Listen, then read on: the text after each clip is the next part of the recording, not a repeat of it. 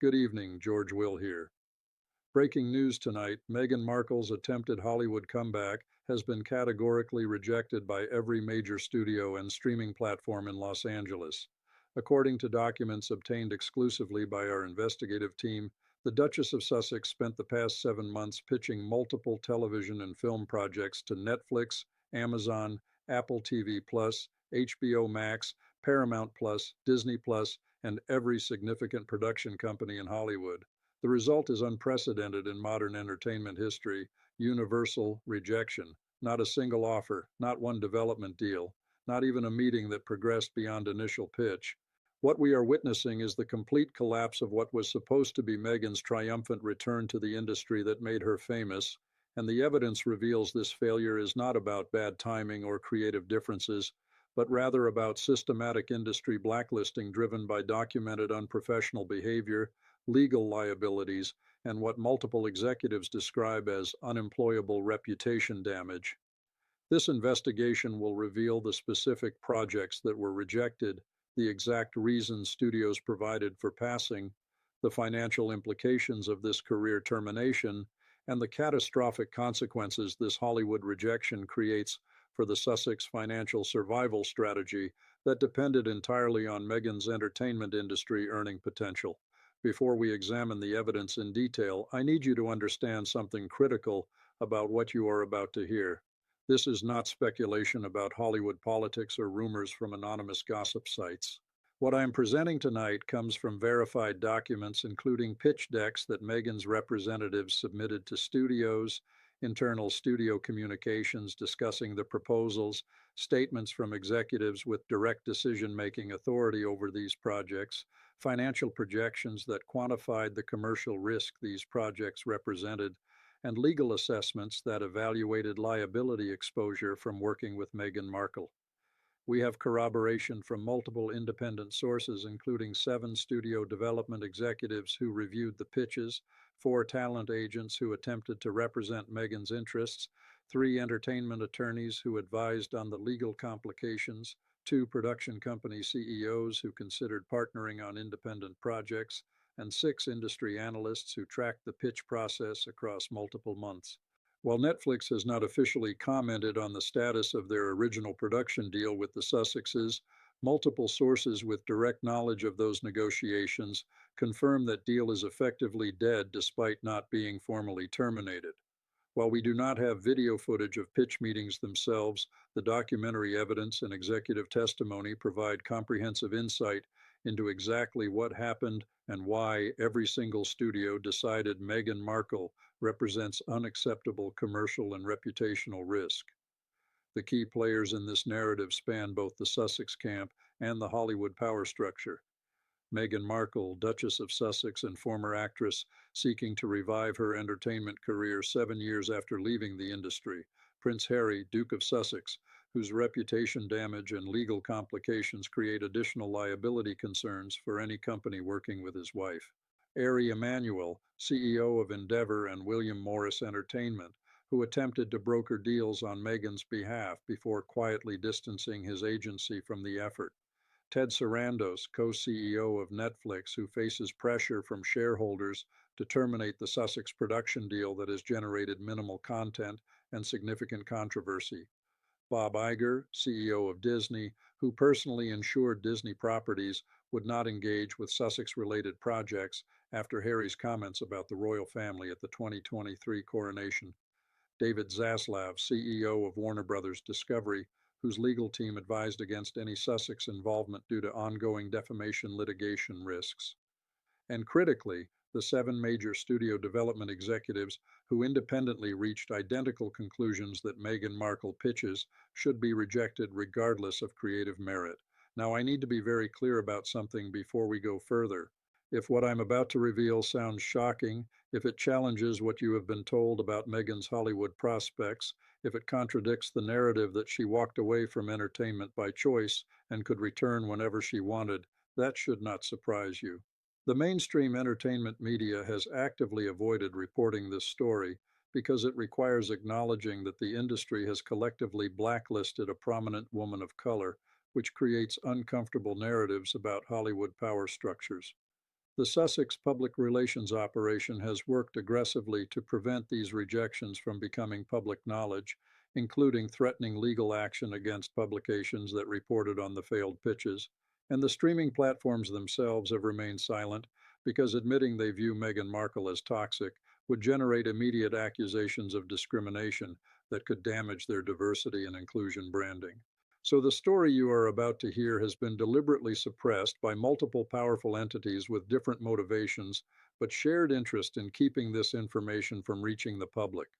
They don't want this story out, but you deserve the truth about what is actually happening to the Sussex financial situation and why Meghan's Hollywood return has been comprehensively rejected by every single entity with the power to greenlight projects. If you want to continue receiving investigations like this that reveal what mainstream media refuses to report, I need you to subscribe to this channel and hit that notification bell right now, because we are going to follow this story all the way to its inevitable conclusion, the complete financial collapse of the Sussex operation when Hollywood revenues they were counting on never materialize. The evidence validation begins with understanding the timeline and scope of the rejection process. Between June 2024 and January 2025, Meghan Markle's representatives pitched a total of 11 different television and film projects to major studios and streaming platforms. These were not informal conversations or preliminary feelers. These were formal pitch meetings with prepared presentations, detailed creative documents, financial projections, and specific requests for development deals or production financing. The pitch materials included two scripted television series concepts that Meghan intended to executive produce and star in, one unscripted reality series following her business ventures and philanthropic work, three documentary projects on topics ranging from women's empowerment to mental health to sustainable fashion, two feature film concepts where Meghan would play lead roles, one animated children's series that she would voice and executive produce, one podcast network expansion beyond the failed Spotify deal, and one multi-platform digital content initiative combining social media, newsletter, and video components. Each of these 11 projects received the same response from every studio that reviewed them: rejection. Not requests for revisions, not development deals contingent on changes, not even expressions of interest in future collaboration. Complete categorical rejection. The documentation of these rejections comes from multiple evidence streams that independently corroborate the same basic facts. First, we have the pitch decks themselves, which were leaked to industry publication Deadline by sources frustrated with the lack of honest reporting about Sussex Hollywood prospects. These documents reveal professional quality presentations with detailed creative vision, target audience analysis, competitive landscape assessment, and financial projections. Second, we have internal studio emails discussing the pitches, obtained through discovery in an unrelated entertainment industry lawsuit, which reveal that executives took the pitches seriously enough to conduct thorough evaluation before deciding to pass. Third, we have on-the-record statements from four entertainment industry executives who agreed to speak anonymously about the decision-making process, each providing consistent accounts of why studios rejected the projects. Fourth, we have financial analysis from industry consultants who evaluated the commercial viability of the pitched projects and concluded they represented unacceptable risk-reward ratios. Fifth, we have legal memoranda from studio counsel assessing liability exposure from Sussex-related projects, which explicitly recommended against engagement due to defamation litigation risks, reputation damage potential, and unprofessional behavior patterns documented from previous Sussex media partnerships. What makes this evidence particularly compelling is that it comes from sources with opposing interests and no coordination. The pitch deck leaks came from Meghan's own team members frustrated with her refusal to acknowledge industry feedback. The studio emails emerged through litigation discovery completely unrelated to the Sussexes. The executive statements came from individuals at competing companies with no business relationship to each other. The financial analysis was conducted by consultants who had no prior Sussex involvement, and the legal memoranda were written by attorneys at different firms representing different corporate clients. When 7 completely independent evidence streams tell the exact same story about universal rejection, the pattern becomes impossible to dismiss as coordinated attack or industry conspiracy. This is what actually happened. Every single Hollywood entity with the power to greenlight projects evaluated Meghan Markle's proposals and concluded the same thing. The commercial and reputational risks outweigh any potential upside, making these projects impossible to pursue, regardless of creative merit.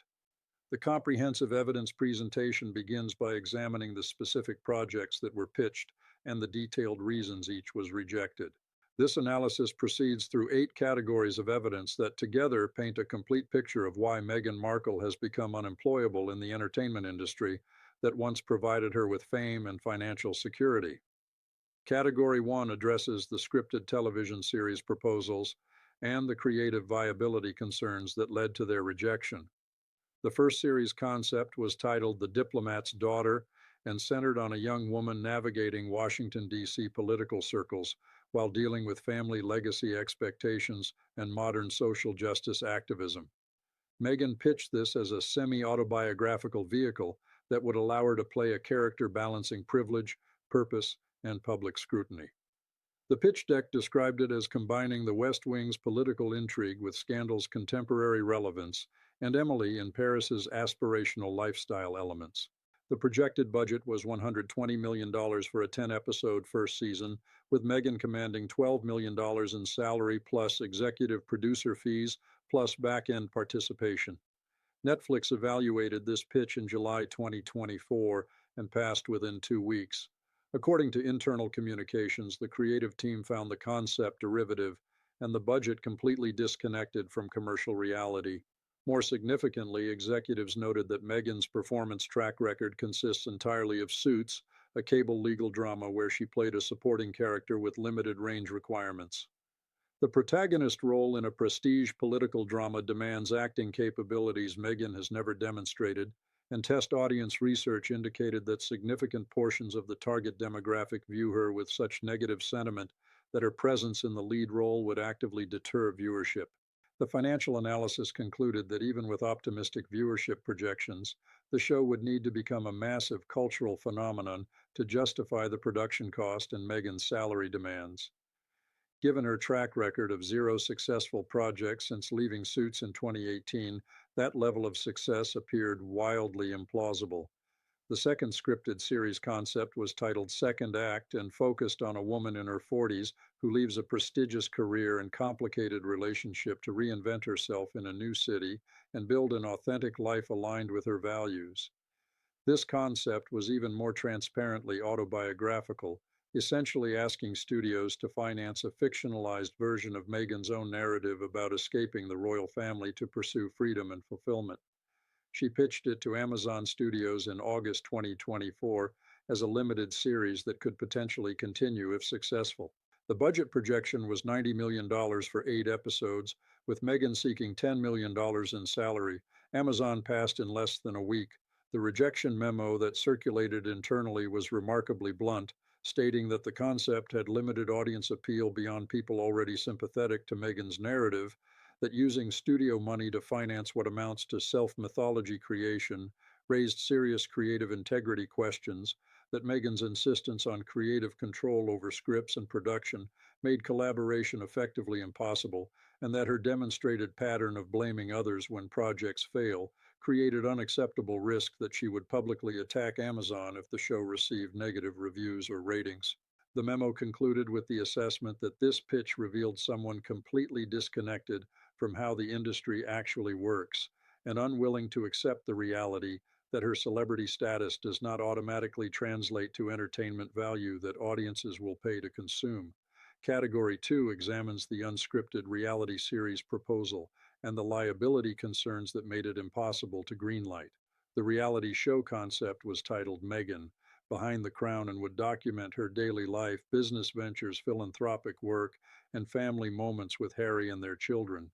The pitch positioned it as combining the aspirational lifestyle elements of the Kardashians with the social consciousness of Chef's Table and the personal vulnerability of something like The Me You Can't See, the mental health series Harry did with Oprah. Meghan wanted this to air on Apple TV Plus with a $60 million production budget for 16 episodes across a first season. The pitch emphasized exclusive access to her life, her homes, her business meetings, her charity work, and her family, suggesting this would be the first time she controlled the narrative directly rather than through media intermediaries. Apple TV Plus evaluated this pitch in September 2024 and rejected it within days. The reasons were multiple and damning. First, legal counsel advised that a reality show following Meghan's daily life would inevitably involve footage of royal family members, palace locations, and private family dynamics that could generate immediate defamation litigation from the royal family, which has already sent cease and desist letters regarding Sussex public statements about family matters. Second, business affairs executives noted that Meghan's previous unscripted content, including the Oprah interview and the Netflix docuseries, generated massive immediate viewership but minimal sustained engagement and significant advertiser backlash due to the controversial claims made in those productions. Third, development executives questioned whether there was sufficient authentic content to fill 16 episodes, given that Meghan's actual daily life consists primarily of managing publicity rather than substantive business or charitable activities that viewers would find compelling to watch. Fourth, and most significantly, multiple Apple executives noted that Meghan's pattern of controlling every aspect of her public presentation makes authentic reality television impossible. Reality shows work when subjects allow vulnerable, unpolished moments. Meghan's demonstrated behavior pattern involves scripting and controlling every public appearance down to specific camera angles and approved interview questions. An unscripted show where the subject demands script approval defeats the entire purpose and format, making this proposal inherently unworkable regardless of budget or platform support. Category 3 addresses the documentary projects and the credibility deficit that led studios to question whether Meghan could deliver authoritative content on serious subjects. The first documentary proposal focused on women's empowerment in developing countries and would feature Meghan traveling to Africa, South America, and Southeast Asia to interview women entrepreneurs, activists, and political leaders. The projected budget was $40 million for a four-part series she wanted to sell to HBO Max. The pitch emphasized Meghan's advocacy background and suggested her celebrity platform could bring attention to important stories mainstream media ignores. HBO Max evaluated this in October 2024 and passed immediately. The development team noted that prestigious documentary work requires either journalistic expertise that Meghan lacks or celebrity authenticity that audiences believe, and Meghan's credibility on women's empowerment has been severely damaged by staff testimony about her own workplace behavior toward female employees. Multiple palace staff members have described Meghan's treatment of female assistants as demanding, demeaning, and emotionally abusive. The Sussex Foundation has a documented pattern of high turnover among female staffers. When someone with that track record wants to make documentaries about women's empowerment, the hypocrisy undermines the entire project before a single frame is shot. Additionally, HBO noted that the documentary space is intensely competitive, and Meghan brings no unique expertise, access, or perspective that would differentiate her work from the many existing women's empowerment documentaries created by filmmakers with actual journalism backgrounds and subject matter expertise. The second documentary concept focused on mental health and would explore how modern life, social media, and public pressure affect psychological well-being. Meghan wanted to position this as a follow-up to the mental health discussions in her Oprah interview, expanding the conversation to include broader populations beyond royal family experiences. She pitched this to Paramount Plus in November 2024 with a $50 million budget request for a six-part series. Paramount rejected it within a week. The stated reason was that the mental health documentary space is extremely crowded with content from actual mental health professionals, and Meghan's only credential in this area is having publicly discussed her own struggles. More problematic, mental health professionals consulted by Paramount noted serious ethical concerns about Meghan's pattern of making dramatic public claims about suicidal ideation and institutional failure to provide help, claims that cannot be verified and conflict with documented palace protocols requiring immediate medical response to any mental health emergency. using a platform to make serious mental health claims that serve narrative purposes but lack verifiable evidence risks harming people who are actually struggling by reinforcing narratives that institutions cannot be trusted to provide help. Mental health advocacy requires credibility and consistency that Meghan's track record does not support, making her an inappropriate messenger for this kind of serious documentary work, regardless of her personal experiences. The third documentary proposal addressed sustainable fashion and would examine the environmental and human rights implications of fast fashion while highlighting designers and brands creating ethical alternatives. Meghan wanted to sell this to Netflix for $35 million as a three-part series, positioning her as a fashion authority who could influence consumer behavior towards sustainable choices. Netflix evaluated this pitch in December 2024 and passed immediately. The rejection was based on multiple credibility problems. First, Meghan's personal fashion choices have consistently favored luxury designer items, with price points completely inaccessible to the average consumers the documentary would presumably target, creating a massive disconnect between messenger and message. Second, investigation into her wardrobe expenditures during her time as working royal revealed spending patterns exceeding $1 million annually on clothing, much of it from brands with documented labor rights violations and environmental damage records. Third, the sustainable fashion space already features documentaries from people with actual industry expertise and demonstrated commitment to the cause beyond recent public relations repositioning. When someone who spent years wearing clothes from brands now recognized as problematic suddenly wants to make a documentary criticizing those same practices, the transformation appears opportunistic rather than authentic. Netflix concluded that this proposal represented Meghan trying to capitalize on trending social issues without having expertise or credibility to contribute meaningful content, and that audience reception would likely focus on the messenger's hypocrisy rather than the message's importance. Category 4 analyzes the feature film concepts and the commercial viability concerns that made them impossible to finance. The first film proposal was a romantic drama titled The Correspondent, about a war journalist who falls in love with a humanitarian worker while covering a conflict zone, exploring themes of duty, danger, and the personal costs of doing important work in dangerous places. Meghan wanted to play the journalist and sought a $70 million production budget with distribution through Amazon MGM Studios. She pitched this in September 2024, emphasizing that it would showcase her dramatic range beyond the romantic comedy and legal drama work audiences knew from her acting career. Amazon evaluated the pitch and rejected it within 2 weeks. The assessment was brutal in its honesty. Theatrical romantic dramas targeting adult audiences have struggled commercially for years, with most falling into the direct-to-streaming category that generates minimal viewership. The few theatrical releases in this genre that succeed typically feature A-list movie stars with proven box office track records. Meghan Markle has never starred in a theatrically released film. Her film work consists entirely of supporting roles in low-budget romantic comedies that went direct to video. Asking for $70 million in production financing plus significant marketing expenditure for someone with zero proven ability to open a movie theatrically represents financial irresponsibility that no studio could justify to shareholders.